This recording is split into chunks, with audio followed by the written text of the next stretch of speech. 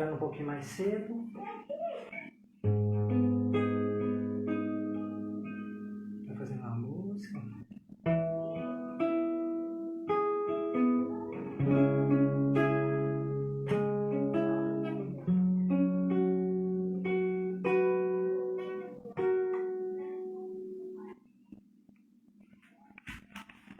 Esperando o pessoal entrar. Hoje nós temos a palestra com a Neuza Porto.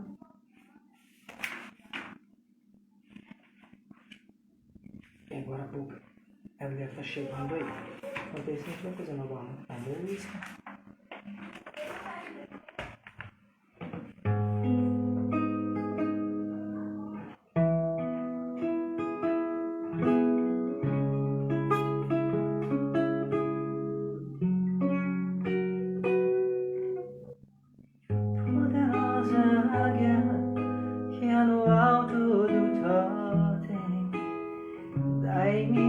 Asas me ensina a voar, cruzar os horizontes, vencer montes e mares, com a luz do saber, pela virtude de amar.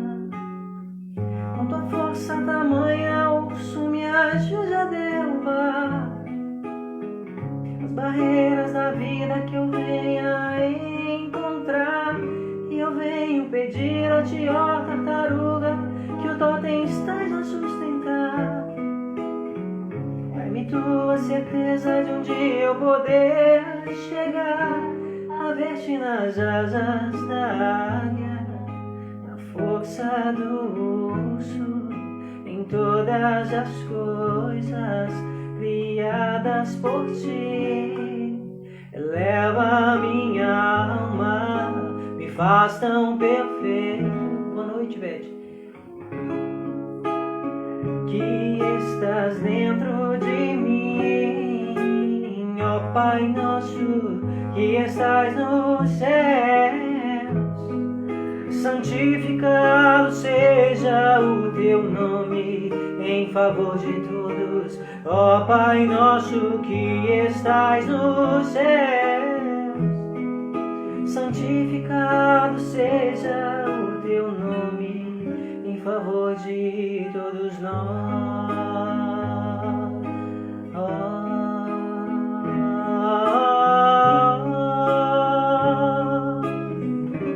Em favor de todos nós. Boa noite, Maurício. Vocês estão ouvindo bem, gente? Se estiver, manda um joinha pra mim, por favor.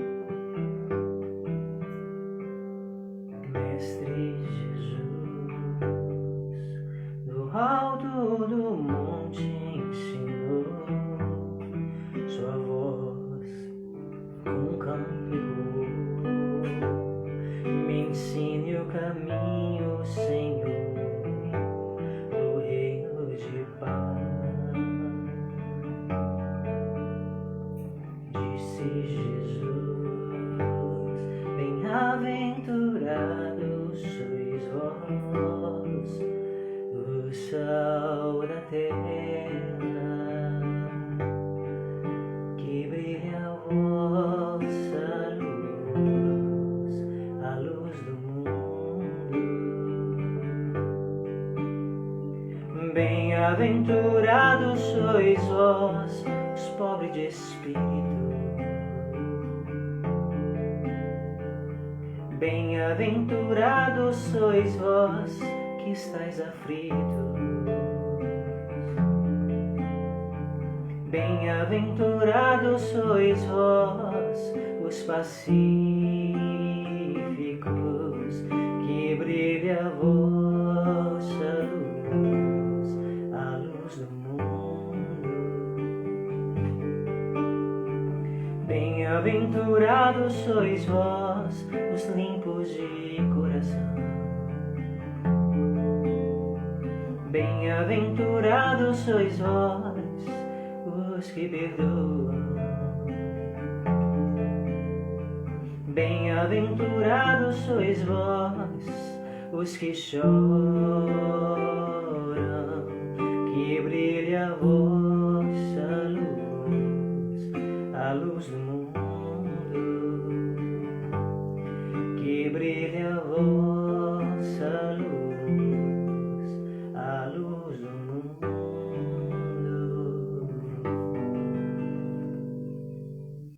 Tô vendo que a Neuza já entrou. Convidar ela.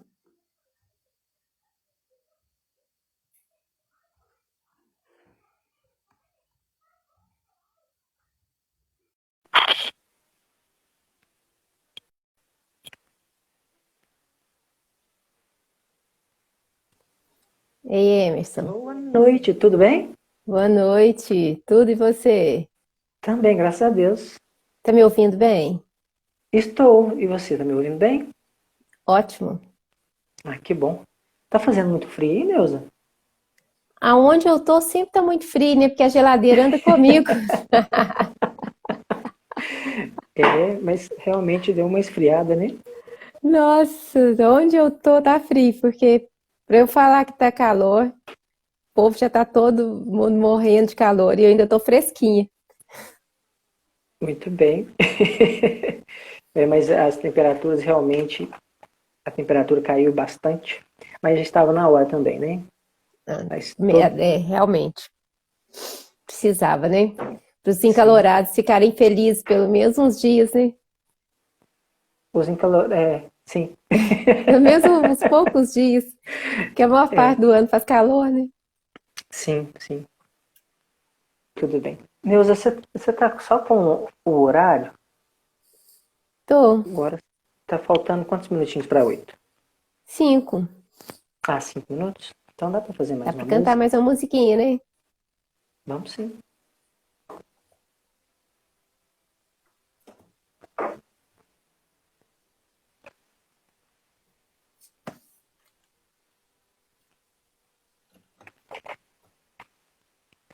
Essa aqui é uma das minhas preferidas.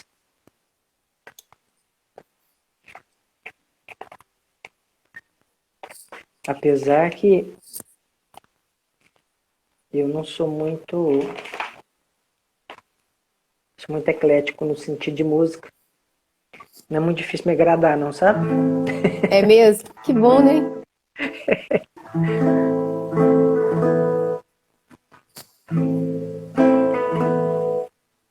Foste um guerreiro valente, foste o combatente do reino do amor. Foste um servo fiel, foste além dos deveres para com Deus Senhor. Nunca buscastes no mundo o aplauso dos homens, a glória vulgar. Tudo deixastes na terra e saístes em busca de um reino de paz. Viste a luz no deserto, ouviste o chamado do Cristo Jesus. Nunca provaste o medo, nunca tua alma tombou.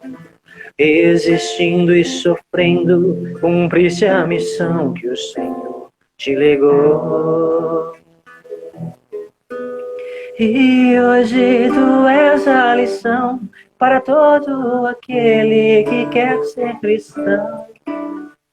E no reino de Jesus, tua vida é estrela, roteiro de luz. É necessário viver, combater bom combate que vai nos salvar. É necessário calar nossa voz para que o Cristo possa falar. Oh, oh, oh, oh,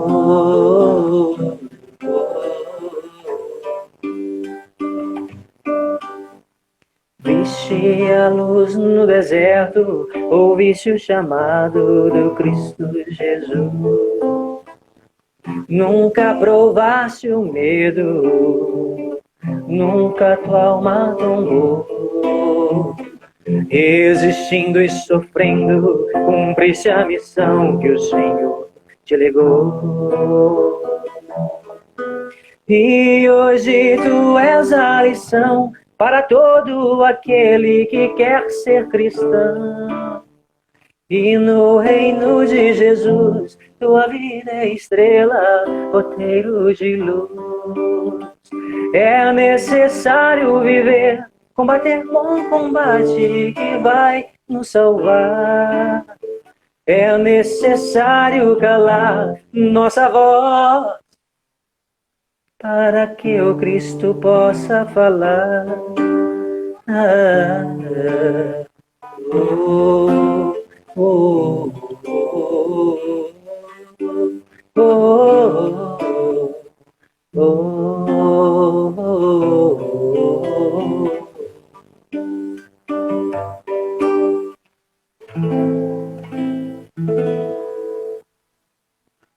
Emerson, Oi. deu umas falhadinhas enquanto você estava tocando. Eu não sei se é a minha internet que está falhando ou se é a sua, então vou pedir ao pessoal que está nos assistindo para colocar aí se o que falhou foi a sua ou se foi a minha, pra gente. Ok. E se for a minha, eu vou ter que abrir a porta ali para a internet entrar. Eu também estou com o mesmo caso, eu estou com a porta fechada ali, mas aí a gente vai vendo.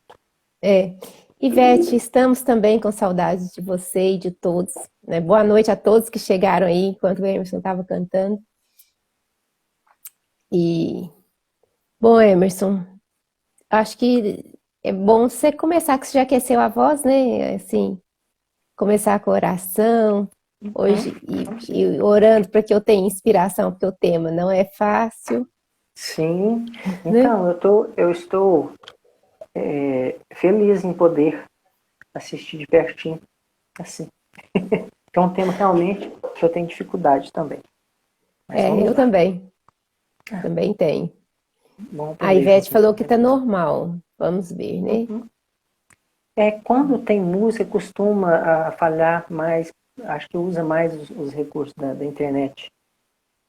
Mas as nossas internets são daquele jeito, né? A Dávila também disse que ficou normal, mas a música costuma falhar mais mesmo, Deus. Mas aí a gente vai vendo. Tá ótimo, então. Qualquer coisa, se cair, a gente volta novamente. Ok.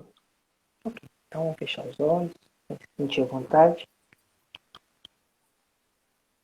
Deus Pai, obrigado, Senhor, pela oportunidade de nos reunirmos no vosso nome e que a sua presença possa ser sentida em nossos lares, ser sentida nos lugares necessários, trazendo paz, trazendo tranquilidade e força para os momentos de dificuldade. Senhor, nos entregamos de coração ao serviço, pedimos o amparo da espiritualidade que possa abençoar essa nossa noite de estudo, possa estar presente, trazendo boa intuição, trazendo o necessário para esse momento.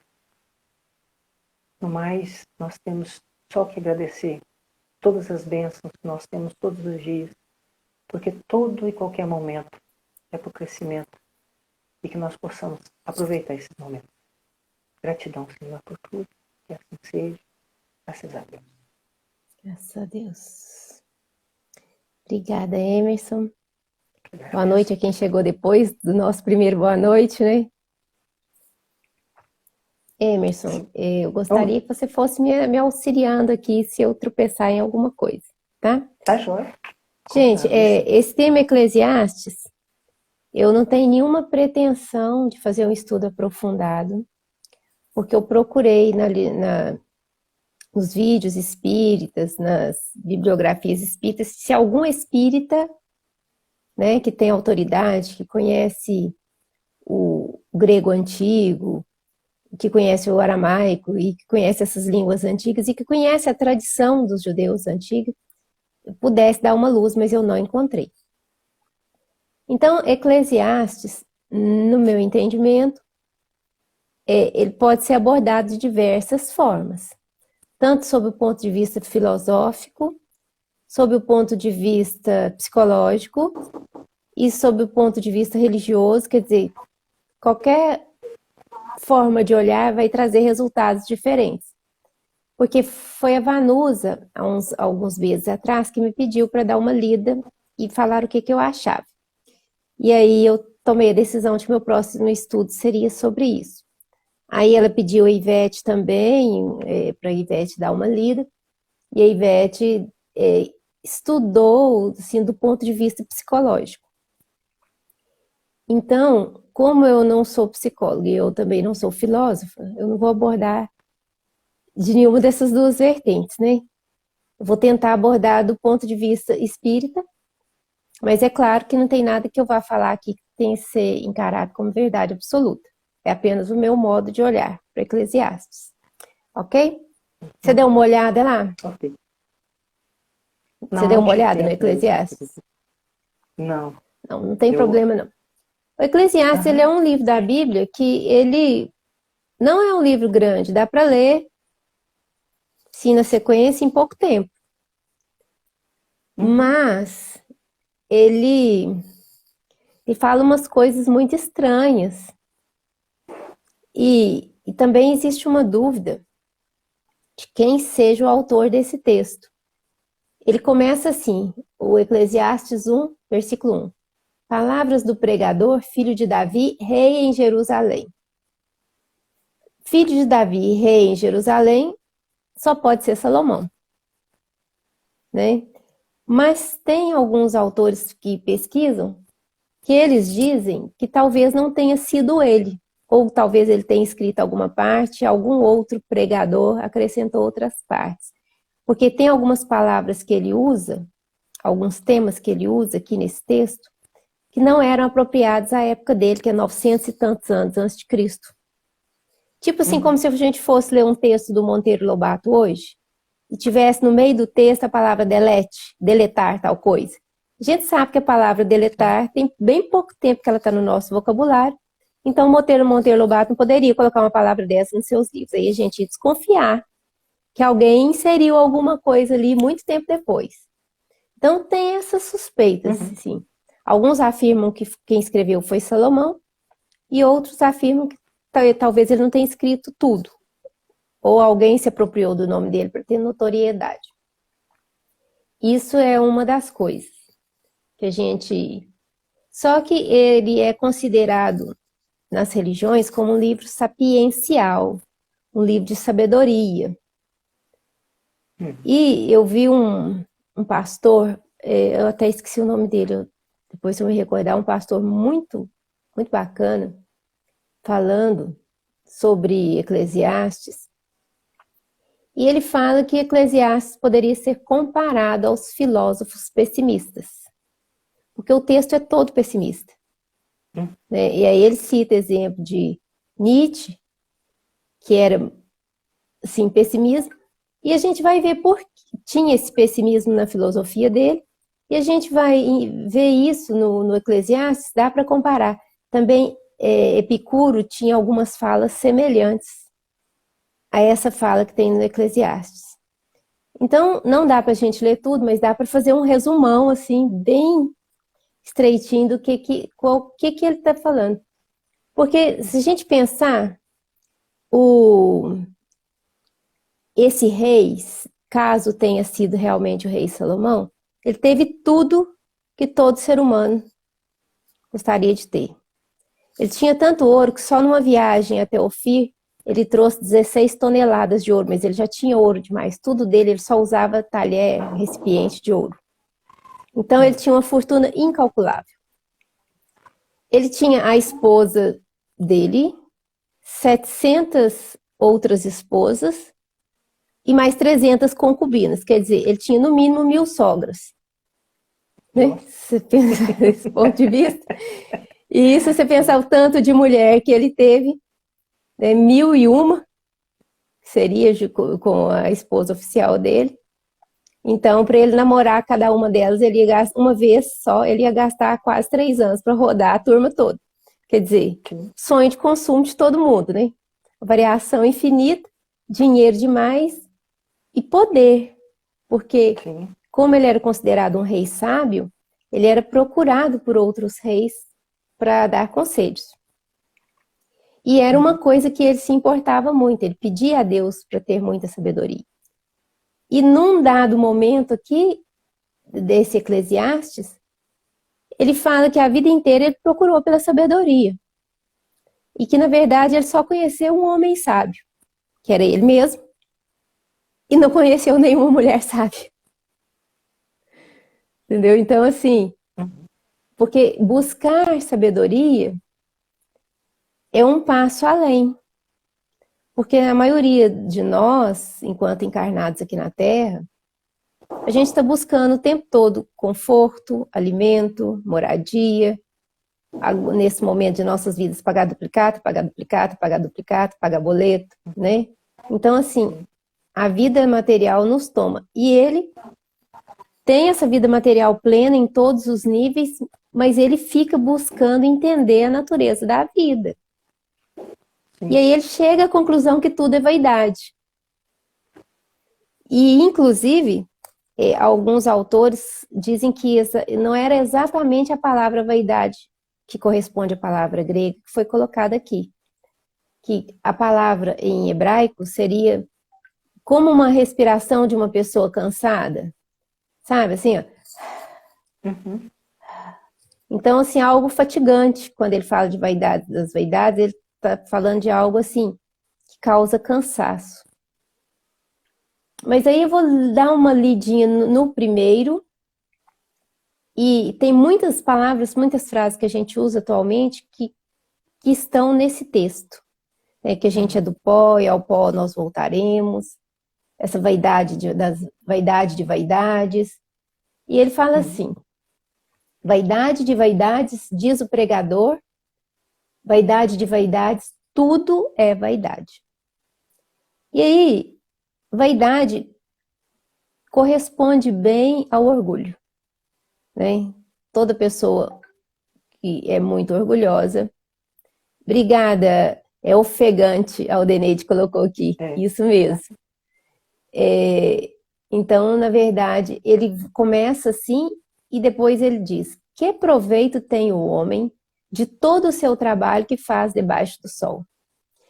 A partir daí, ele começa a tecer um monte de comentários que ele está falando de ciclos. Que o sol se põe, o sol nasce, que tudo que foi feito antigamente está sendo feito agora e vai ser feito no futuro.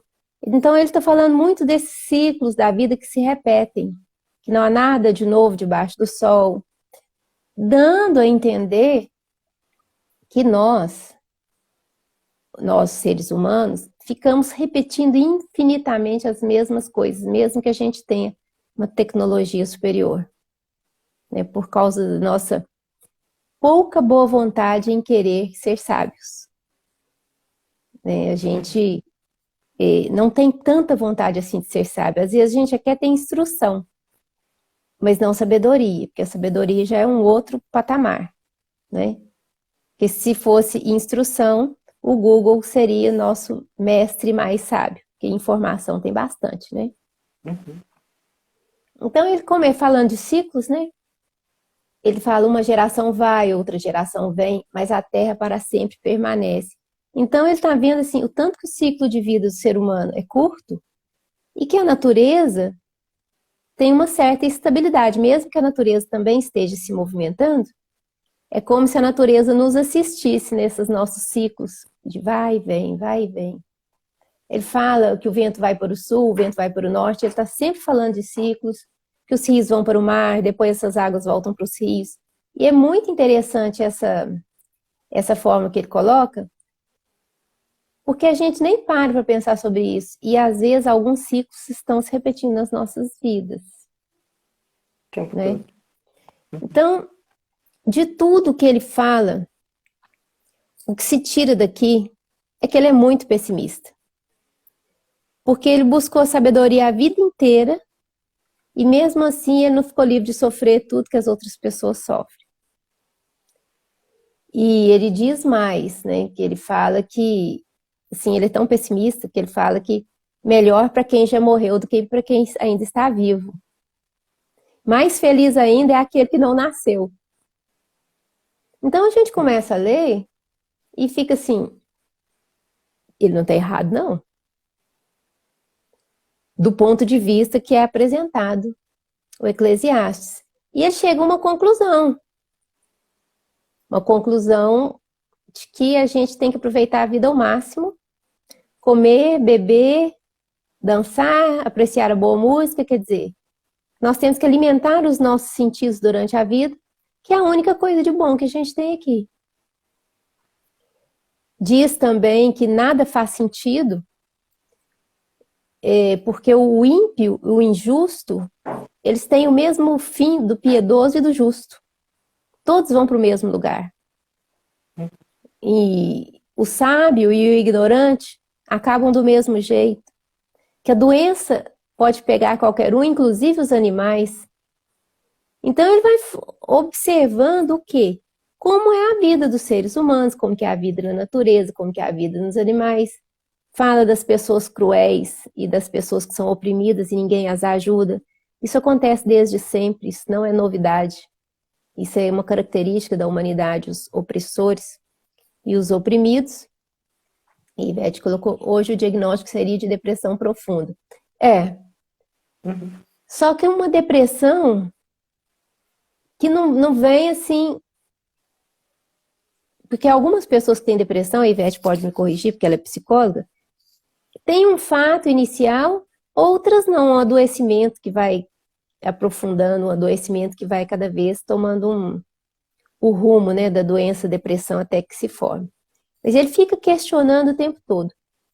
Do ponto de vista que ele analisa, a gente fica pensando, bom, se o rei Salomão, que tinha toneladas e toneladas de ouro, para tudo quanto é lado, 1001 mulheres, e poder e sabedoria, o que ele está questionando, né? É aí que entra a nossa leitura, quando a gente vai ler o Antigo Testamento, que a gente tem que pensar que isso foi antes de Jesus. Né? Então ele era considerado um sábio, mas essa sabedoria dele, de acordo com a estrutura do judaísmo, era a forma como ele via a vida. E aqui ele fala que falei ao meu coração dizendo, eis que eu me engrandeci e sobrepujei em sabedoria a todos os que houve antes de mim em Jerusalém. Quer dizer, ele mesmo reconhece que ele era muito sábio. E o meu coração contemplou abundantemente a sabedoria e o conhecimento. Hoje, com toda a informação que nós temos, quantas pessoas podem colocar a mão no peito e falar isso? O meu coração contemplou abundantemente sabedoria e conhecimento? Porque isso requer muito esforço. Tanto esforço de observação, quanto esforço de estudo, né? Buscar a sabedoria. E aqui, que foi colocado aqui para nós aqui, dessa busca, que não se vê o sentido da vida, ele estava procurando um sentido, só que ele não achou. Que sentido faz isso tudo? Tanta dor, tanto sofrimento. Que sentido que faz isso? E ele coloca aqui, eu apliquei o meu coração a conhecer a sabedoria e a conhecer os desvarios e as loucuras, a fim de saber que também isto era aflição de espírito. Então, tantas loucuras quanto os desvarios, quanto a sede por sabedoria, também é loucura de espírito. aflição do espírito. Aí lembra daquele início que ele começa a vaidade das vaidades, como uma respiração de alguém que está ofegante, que está cansado. E ele está falando dessa aflição que hoje em dia poderia ser chamada de transtorno de ansiedade. Sim. Né? Assim, que eu acho poderia... Só te interromper um pouquinho, desculpe se você perdeu o foco, mas Perdão. eu acho que você entrou da maneira adequada, porque de início você já está analisando o autor. E uma das coisas que eu acho mais complexo para a gente hoje entender algumas escrituras é que o vocabulário, a forma de se expressar, ela está muito ligada à época que está sendo vivida. Muito, muito. Então, assim, naquela época, a visão que se tinha de mundo, né, até mesmo de Deus, era mais punitivo. Então, até mesmo quando a gente vê a questão do Apocalipse, a gente vê ali a visão, né, mesmo que já tivessem convivido com Jesus, mas essa visão mais cruel da criação divina. Inclusive, ele menciona Deus e ele recomenda que a gente tenha temor a Deus. Sim. Que o sábio tem temor a Deus e é até aí que ele dá conta de chegar. Né? Na época dele, com a sabedoria dele, ele recomenda que a gente deve comer, beber, fazer tudo para agradar os nossos sentidos, mas para a gente ter temor a Deus. E depois dessa aflição de espírito que ele fala aqui, porque na minha sabedoria há muito enfado. Quer dizer, tem um tédio aí. Uhum. Se é difícil uma pessoa sábia hoje, você imagina nessa época. Né? Então, o que aumenta em conhecimento, aumenta em dor. Eu já vi alguns filósofos falando que é uma bênção ser ignorante. Não no sentido de não saber ler e escrever. Que quanto mais o ser humano sabe, mais aumenta a angústia. Quanto mais o ser humano questiona, mais ele tem dúvida. Né? E quando a pessoa vive apenas para comer, beber e dormir e procriar como os animais fazem, a pessoa não questiona nada, a vida passa e a pessoa passa pela vida sem questionar nada. Então é muito interessante isso, porque a maioria dos espíritas, né, que abraçam a doutrina espírita mesmo, tem o hábito de questionar alguma coisa. Uhum. Né? E esse questionamento traz muito sofrimento, porque a gente não tem resposta para tudo. Né? E talvez a gente não tenha resposta para tudo, não porque as respostas não estejam aí, mas porque a gente não tem alcance. Né? Um alcance de amorosidade, um alcance de entendimento. Talvez a gente não esteja buscando o suficiente para ter algumas respostas. Né? E no Eclesiastes 2 ele fala: disse eu ao meu coração.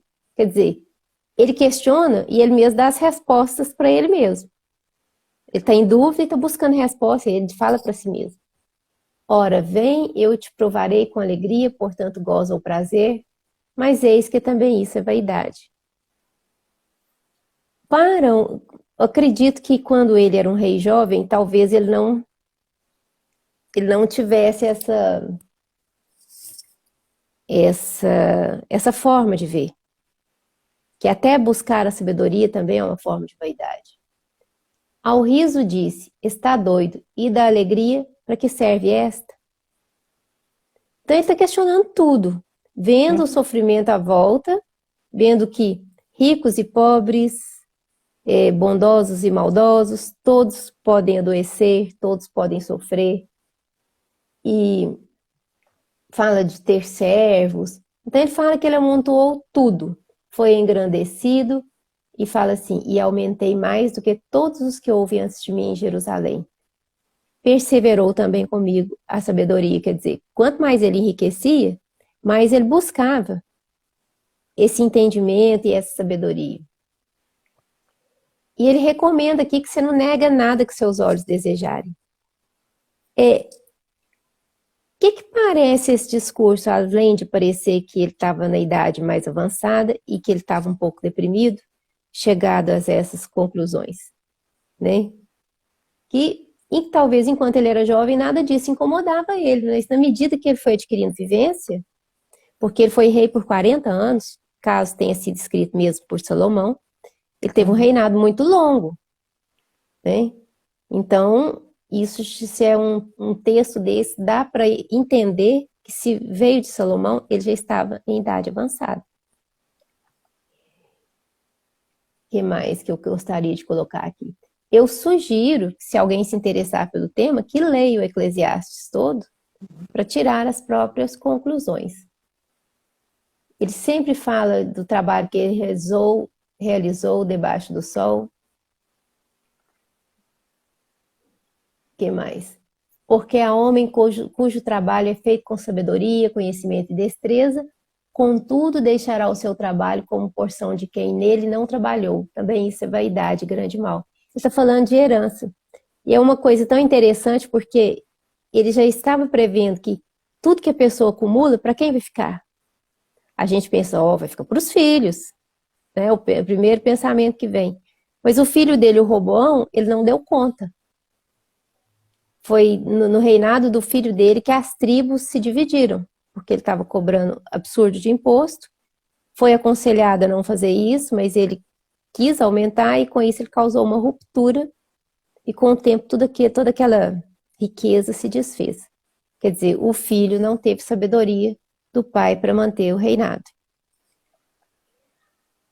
Aí, dito isto, né, tudo que eu já disse, como que a gente lê isso aqui? A gente não pode negar que ele está falando a verdade, que a vida tem dor, tem sofrimento, tem de tudo, de bom e de ruim para a gente experimentar, como se fossem altos e baixos, né? Nessa época não tinha vindo o Cristo e não tinha o Espiritismo. Como é que eu coloco o Cristo aqui para que isso mude um pouco? Bom, meu reino não é deste mundo, foi o que Cristo disse. E Salomão está buscando neste mundo, com toda a sabedoria que ele tinha, ele estava buscando neste mundo a satisfação. E quando a gente lê ali no início do Evangelho segundo o Espiritismo, e vai falando dos fariseus, dos saduceus, vai contando um pouco da história, explicando cada povo, a gente vê claramente que, embora eles acreditassem no Deus único e cumprissem os ritos, tudo de acordo com o que a lei mandava, tentavam fazer valer os mandamentos, mas que a noção do que acontecia depois da morte, para eles ainda era uma noção vaga. Talvez os mestres mais entendidos tivessem uma noção melhor. Porque se o próprio Jesus diz que o reino dele não é deste mundo, me parece que já é para que a gente espere desse mundo aquilo que ele é realmente. Uma escola, às vezes hospital, às vezes presídio, né? A direção que a gente vai dando para nossa alma nessa vida vai apontando para qual caminho esse mundo tem sido para nós. Tem sido presídio? Tem sido escola? Né? Tem sido um mundo de reabilitação? Porque quando Jesus promete o reino de Deus, ele sempre está falando do reino de meu Pai. Jesus não fala hora nenhuma de temer a Deus. Né? E aí entra o Espiritismo, buscando numa frase de Jesus, né? No Sermão do Monte, bem-aventurados os aflitos. E esse capítulo do Evangelho segundo o Espiritismo, fora o capítulo das preces, é o maior capítulo do livro. E ao invés do Allan Kardec colocando na sequência as bem-aventuranças, esse capítulo Bem-aventurados os aflitos é o 5º capítulo, antes dele tem o capítulo Nascer de Novo, que é necessário nascer de novo. E depois desse capítulo tem o Cristo Consolador. E aí a gente já pensa assim, por que Allan Kardec fez isso? É um capítulo tão grande, com tanta informação, que antes de entrar no capítulo, ele teve que explicar que existe uma lei que rege o nosso mundo, e essa lei pede retorno, a reencarnação, para a gente avançar mais um pouco no esquema evolutivo. E ao longo dele, ele vai tratando de questões tão difíceis que a gente poderia desanimar que nem o autor aqui do Eclesiastes. Porque ele vai falando exatamente um tema que tem Eclesiastes aqui, tem um ponto central que ele fala assim, o Allan Kardec: a felicidade não é deste mundo. Então, se Allan Kardec e autor do Eclesiastes olhassem de frente a frente, Salomão iria descrever tudo isso que ele descreve, e a resposta do Allan Kardec seria essa: a felicidade não é deste mundo. E ele fala que poucas são as pessoas sensatas, e menor ainda, bem pequeno talvez, seria o número de pessoas que poderiam dizer que são completamente felizes. Né? Assim, no nosso atual momento evolutivo, é difícil alguém dizer que é completamente feliz, porque quais são as características da nossa vida? Ô Emerson, você pode me interromper a hora que você quiser, tá? Eu tentei, mas pode continuar. Não? Pode. Não, você porque pode. assim, desde o princípio, a gente tem pensado o seguinte, que fica muito evidente que mesmo com tudo de bom que tem aqui na Terra, ouro, poder, mulher, mas se não tiver o desenvolvimento espiritual, se não tiver a parte espiritual, você vai ter essa situação. Porque ele prova nitidamente, né, que ele tem tudo que nós muitas vezes sonhamos.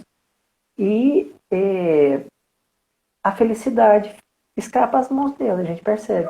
O autor, por diversas vezes, ele percebe que ele não tem um sentido. Não tem sentido. E é interessante porque tem, no meio desse Eclesiastes aqui, tem aquilo que todo mundo conhece: há tempo de plantar, há tempo de colher, há tempo de espalhar pedras, há tempo de juntar pedras. E o texto, ele é escrito como se fosse um poema, esse texto do Eclesiastes, que poderia ser cantado, porque poucas pessoas sabiam ler naquela época.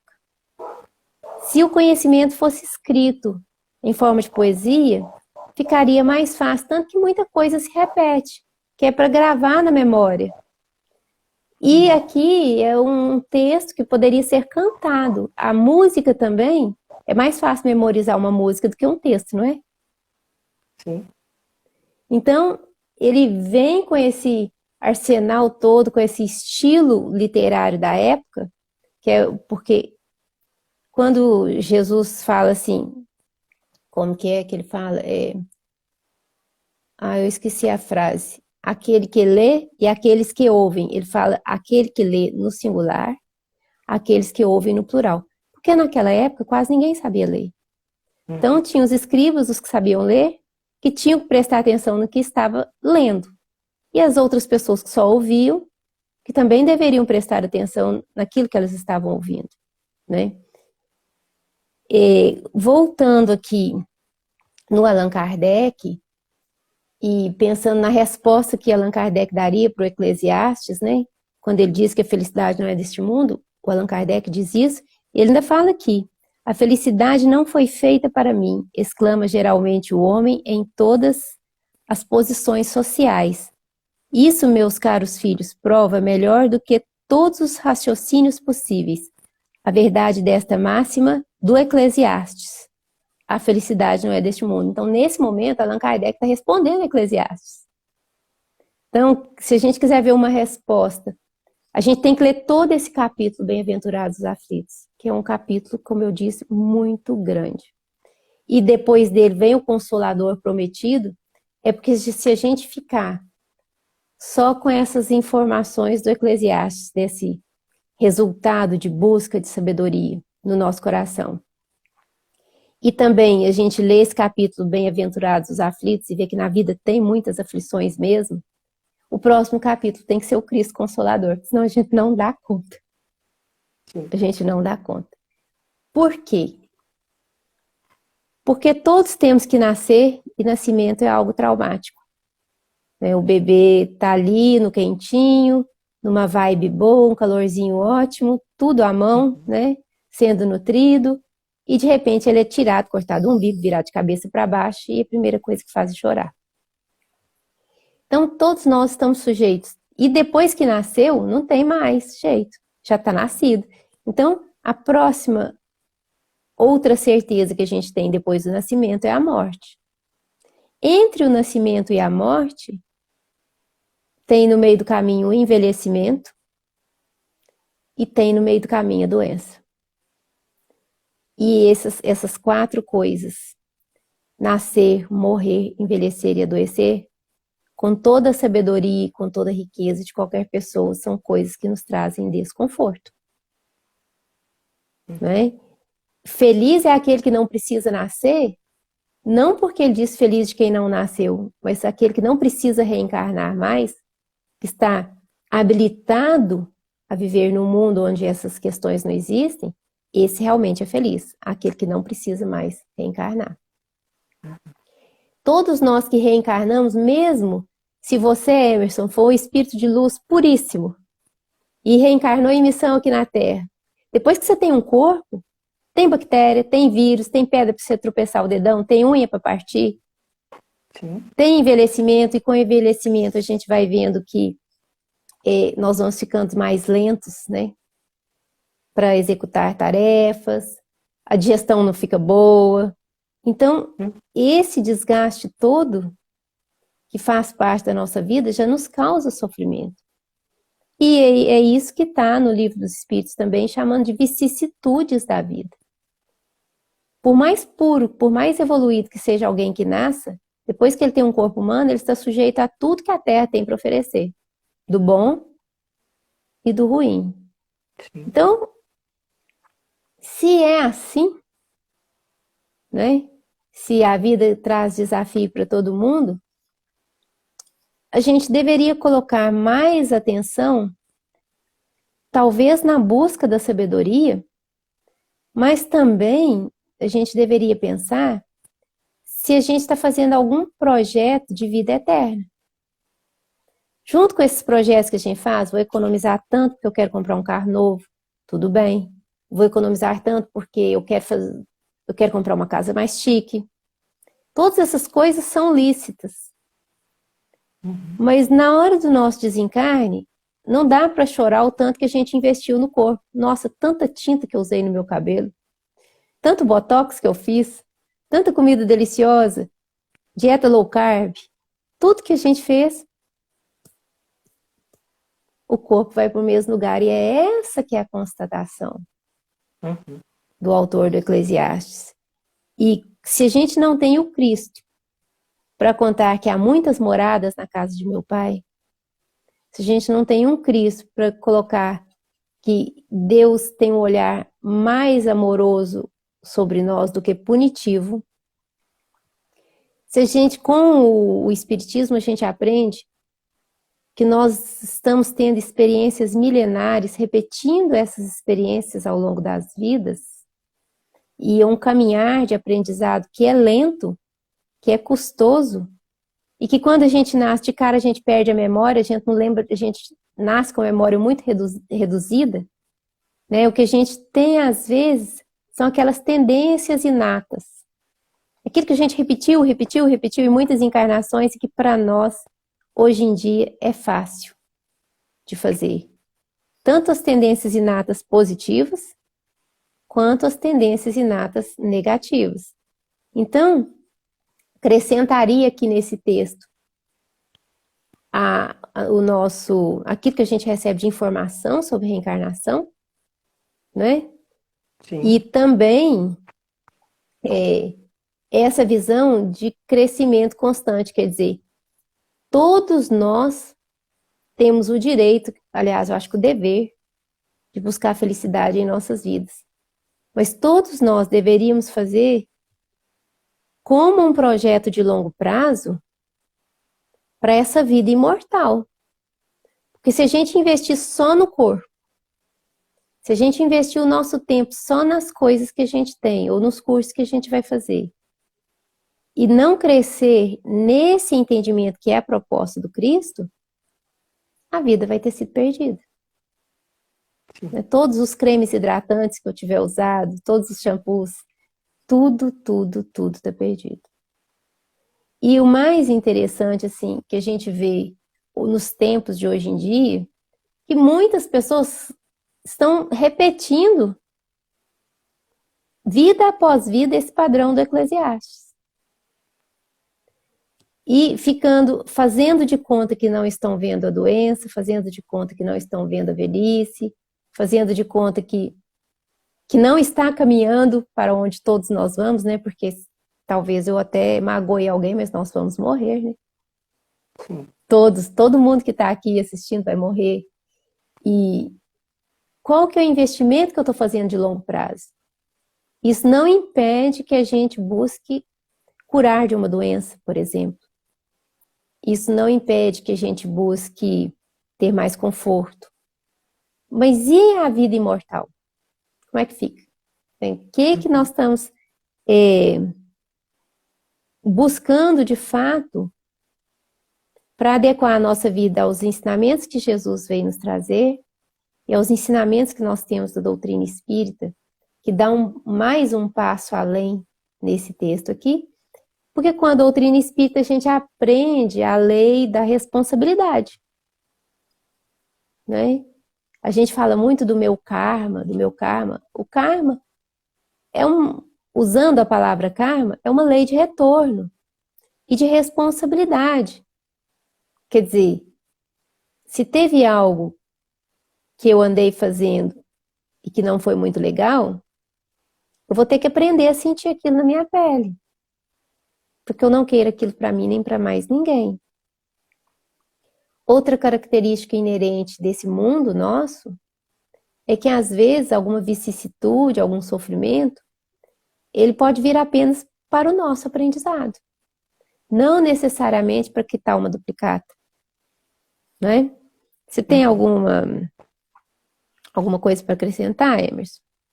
Eu vou deixar para a conclusão, porque eu vejo duas lições bem interessantes que a gente pode tirar com relação a esse estudo. Sim. Tem vários pontos de vista, né? Então, assim, dá para tirar muitas conclusões. Mas eu vou deixar você concluir para não te atropelar. O Allan Kardec aqui, depois que ele fala do Eclesiastes, que ele está dando uma resposta para esse autor, a felicidade não é desse mundo, com efeito, nem a riqueza, nem o poder, nem mesmo a florida juventude são condições essenciais à felicidade. E nem mesmo as três reunidas são condições para trazer felicidade. Que ele fala aqui mais, deixa eu ver aqui. Diante de tal fato, é inconcebível que as classes laboriosas e militantes invejem com tanta ânsia a posição das que parecem favorecidas pela fortuna. E quando ele coloca isso aqui, qualquer graça que a gente tenha nessa vida é um empréstimo. Sim. É um empréstimo para essa vida. Numa próxima vida, você vai tentar desenvolver outras questões e talvez você não viva com essas graças que a gente recebeu, inclusive porque as graças que a gente recebe, a gente costuma não cuidar, né? Não cuidar da saúde do corpo, não cuidar da saúde financeira, não cuidar da família. Então, quando a gente olhando para a nossa vida e acha que muita coisa a gente já recebeu, é melhor que a gente dê um fim útil a essas coisas. Inclusive aos conhecimentos. Ele diz que, excepcionalmente, no globo, apresenta as condições necessárias à completa felicidade do indivíduo. Aí vem a pergunta, né? Quem aqui não quer ser feliz? Quem que se conforma? Porque Jesus tem um momento do diálogo dele que ele diz, não vos conformeis com esse mundo. Do que ele está falando? Para a gente ficar rebelde? Ir para a luta? Você já reparou que as grandes descobertas, tudo aquilo que melhora a nossa vida, nasceu de uma inquietude de alguém que não se conformava? Sim, Porque se dependesse só dos que se conformam, a gente estaria na Idade das Cavernas até hoje. justamente. Pode falar, Aí você... Emerson. Não, pode continuar. Mas, assim, é justamente esses pontos de vista que eu percebi, sabe? Que existe uma alavanca muito grande, que é a necessidade de a demanda, ela gera, a necessidade gera movimento.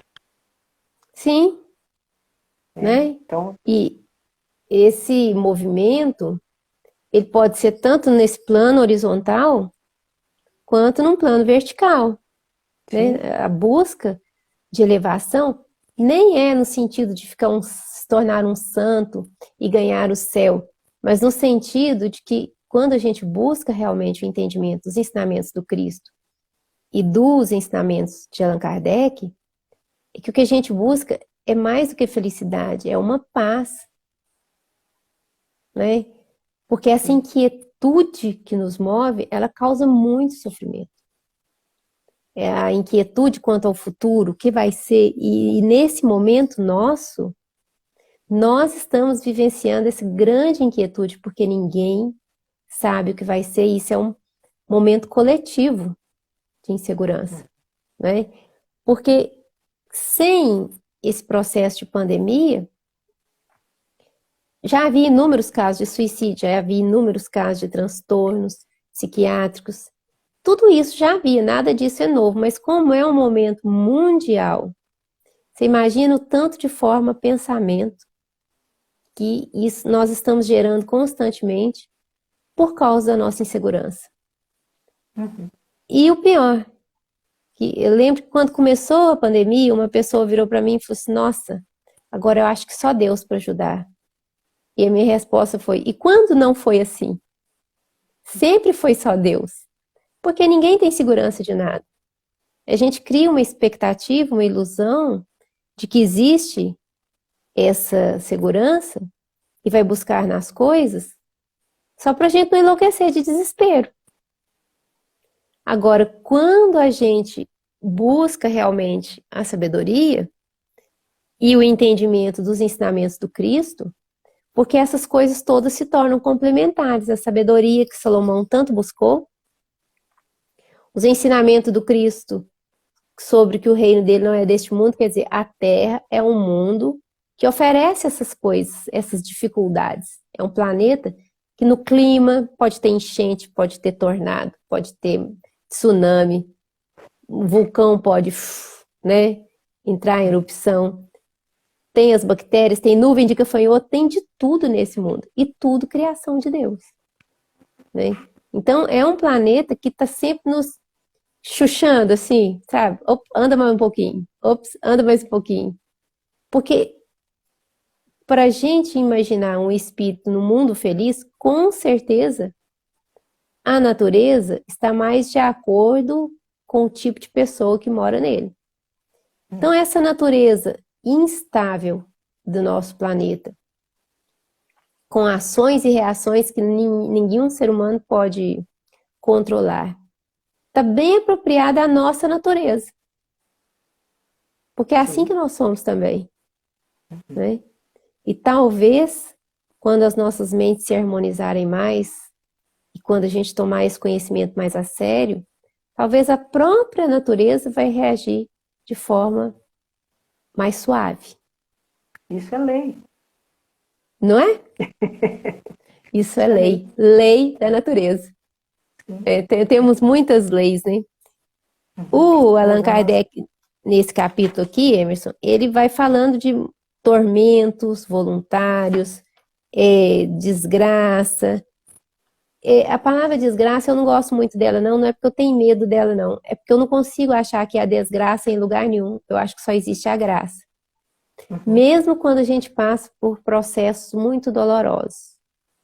Eu vou comentar uma coisa da minha experiência pessoal, porque eu achei muito interessante como que a gente flutua de um extremo a outro em pouquíssimo tempo.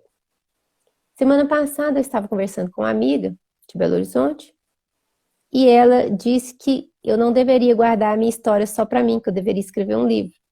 Aquilo me impactou, assim, positivamente, mas eu nunca pensei em escrever um livro, que não é o meu talento escrever. Uhum. Mas pensei sobre aquilo, falei, interessante. Porque na hora que falou, parece que deu um calorzinho assim que me subiu um pouquinho a vaidade. Sabe? Uma coisa que a gente gosta. 2 dias depois, fui fazer compra. Encontrei com uma pessoa que eu conheço há muitos anos, mas que há muito tempo eu não via. E essa pessoa falou pra mim assim: Nossa, Neuza, minha irmã desistiu da vida depois que te viu.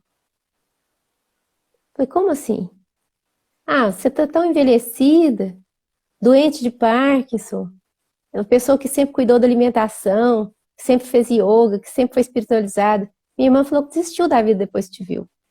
Isso 2 dias depois. Falei, meu Deus, eu não quero que ninguém desista da vida depois que me viu. Muito pelo contrário, porque eu não desisti, né? Sim. Então, você vê que como que as pessoas experimentam as coisas de forma diferente. Eu sei que essa pessoa que se assustou quando me viu, porque você vê que a pele já está com plástica, você vê que tá tudo arrumadinho para a sociedade ver, Uhum. entende? Do jeito que a sociedade gosta de nos ver. Mas se deparou comigo, estou com cabelo grisalho, que tremo, que tem os tremores da doença de Parkinson, é algo que a pessoa não quer ver. E aí desanima da vida. Quem não vê pessoas doentes o tempo todo? Né? E Os como nossos você mesmo pais. disse, Pode falar. nós todos vamos morrer. Não tem, E a velhice vem para todos. tem pra todos. Menos, menos para quem morreu antes, que também não é muito legal, né? Eu não quero. Ninguém quer, né? Ninguém quer falar Não. assim, não quer envelhecer. Mas eu percebi que foi uma avaliação totalmente do ponto de vista de estética e de saúde. Sim. Mas eu posso afirmar que, mesmo tendo a questão da doença de Parkinson, que me limita em algumas coisas, não me limita em várias outras, então eu me sinto totalmente livre. Né? Porque se eu for pensar desse ponto de vista, que essa pessoa me viu, pensou, aí eu poderia dizer, como Allan Kardec coloca aqui, que a vida seria uma desgraça. Mas eu tenho um olhar que eu não sou uma pessoa privilegiada, entre aspas, de estar com uma doença degenerativa, porque milhões de pessoas no mundo estão com doença degenerativa atualmente. Então eu sou só mais um. Né? E esse sentimento, aí a minha resposta foi: fala para sua irmã, para não desistir de nada. Se ela quiser conversar comigo, eu explico para ela por que eu não estou desistindo de nada. Eu não sou um cartão para ninguém desistir de nada, não. Eu quero ser um cartão que vai levar as pessoas, opa, vamos ver até onde vai dar, né? E confiar. O que o autor do Eclesiastes diz no final, que ele recomenda que nós temamos a Deus, que vem Jesus e trata Deus como Pai, e que nós somos irmãos nessa paternidade, da gente pensar nesse Pai Criador, com todas as possibilidades que ele tem, sabendo tudo que nós precisamos para o nosso crescimento, e também agregar nisso esse conhecimento que a doutrina espírita traz, que a vida é o campo de experiência, igual um campo de uma lavoura. E enquanto a gente não aprender que a gente está trabalhando nessa lavoura, semeando o tempo todo, a gente não vai conseguir sair desse ciclo de retorno, assim como o sol se põe e nasce todo dia, assim como tem ciclo das marés, tem ciclo da lua, tem ciclos as nossas vidas. E embora a gente não nasça com um destino assim, todo traçadinho, por onde nós vamos trilhar já está mais ou menos previsto. Sim. E o que que a gente vai fazer com isso, nós espíritas, Emerson? Nós vamos tomar passe, né? Nós vamos beber água frutificada, a gente vai fazer culto no lar, a gente vai manter a esperança viva, por quê? Eu acho que nós somos muito privilegiados. Inclusive porque nós que já trabalhamos em reunião mediúnica, nós sabemos da existência após a vida corporal, né? Que a vida continua e ela é infinita. Isso é algo que pode nos trazer paz, não no sentido que a gente vai ficar infinitamente reencarnando, porque isso seria infinitamente sofrer. Mas no sentido que a gente pode construir uma situação espiritual em que a gente não precise mais experimentar tudo isso que a Terra tem a nos oferecer. Você quer comentar alguma coisa? Porque o tempo está acabando? Tá. Fazer a sua conclusão? Assim, duas questões muito importantes. Primeiro, que a Terra ela é um campo de aperfeiçoamento para a gente angariar recursos espirituais. Você pode estar na Terra e ter tudo que a Terra tem para te oferecer, mas se você não angariar esses recursos espirituais, você vai ser infeliz. E essa é a grande conclusão com relação a essa visão, porque assim, a gente pega um autor que teve tudo, mas faltava algo. A gente percebe muito claro. E também, a segunda questão é que como a Terra é um campo de trabalho, esse trabalho todo, ele cria desenvolvimento. Porque se a gente tivesse numa condição de riqueza total, de recursos abundantes, a gente se estagna. Você não precisa de fazer força para fazer as coisas. Então, e aí serve, né, não é entusiasmo, mas não é alavanca também não, mas de entusiasmo, para que, não é entusiasmo, serve de compreensão para que as coisas que a gente passa, por mais que pareça dificuldade, que você falou, né, você colocou muito bem, para você não existe desgraça, né? Porque tudo que acontece, se a Terra é um campo de aperfeiçoamento espiritual, tudo que acontece vai gerar espiritualidade, se a gente souber aproveitar. Isso. E posto isso, como depois desse capítulo no Evangelho segundo o Espiritismo, depois de Bem-aventurados os aflitos, tem o Cristo Consolador, no meio o capítulo, eu amo esse capítulo, o capítulo 6 do Evangelho segundo o Espiritismo, mas tem uma frase que eu já sei ela de cor, porque a primeira vez que eu li, ela impactou tanto no meu coração, que é o Espírito da Verdade falando assim: estou por demais tomado de compaixão por vossa fraqueza imensa, para deixar de estender mão amiga. Quer dizer, o próprio Espírito de Verdade, o próprio Cristo, está tomado de compaixão pelas nossas fraquezas e estende essa mão amiga.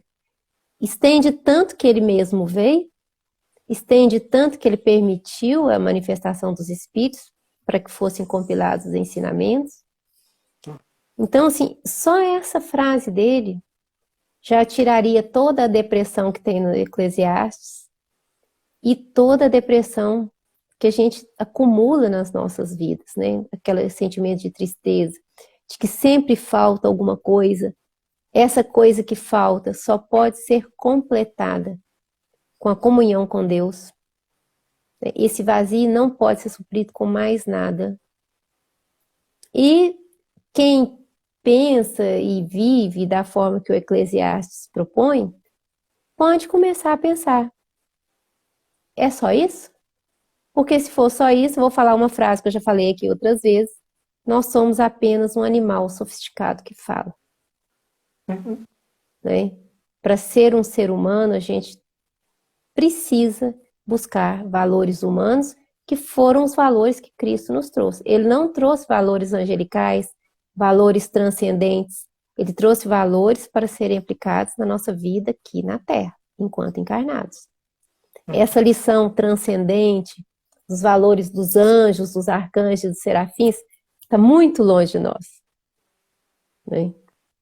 E a cada passo que a gente der nessa direção, a gente vai encontrando um sentido da nossa vida, né? Sim, E esse sim. sentido, embora a gente possa ter uma resposta geral, que seria esse nosso aperfeiçoamento, cada um vai ter que descobrir por si mesmo como, né? Como eu, com as possibilidades que eu tenho agora, posso agir. É isso. Espero que sirva para a gente pensar, que sirva para a gente dar uma lida no Eclesiastes, e que a gente possa ler esse livro dos Espíritos, o capítulo 5 e o capítulo 6. Recomendo, Sim, tá bom? a didática é perfeita. Então, nós vamos encerrar fazendo uma oração e pedindo a Deus, eu acho que é a coisa mais urgente nesse nosso mundo, que a gente tenha sabedoria, mas a sabedoria com a proposta do Cristo. Fechemos os nossos olhos, Senhor Jesus. Sabemos o teu amor imenso, da tua compaixão pelas nossas fraquezas, pelas nossas dúvidas, pela nossa falta de segurança. Possa o Senhor nos tocar internamente, para que possamos acolher as nossas experiências como necessárias, estar sempre em busca do melhor para nós, para a nossa família. E que todas as pessoas, Senhor, que hoje estão em sofrimento ou em arrependimento, possam ser consoladas pelo Teu divino amor, pelo Teu divino amparo, pelo Teu divino socorro. Que assim seja. Tchau, gente. Tchau. Um abraço a todos. Tchau, Emerson. Muito Obrigado mesmo. obrigada. Tchau, tchau. Agradeço. Até. Agradeço demais. Tchau.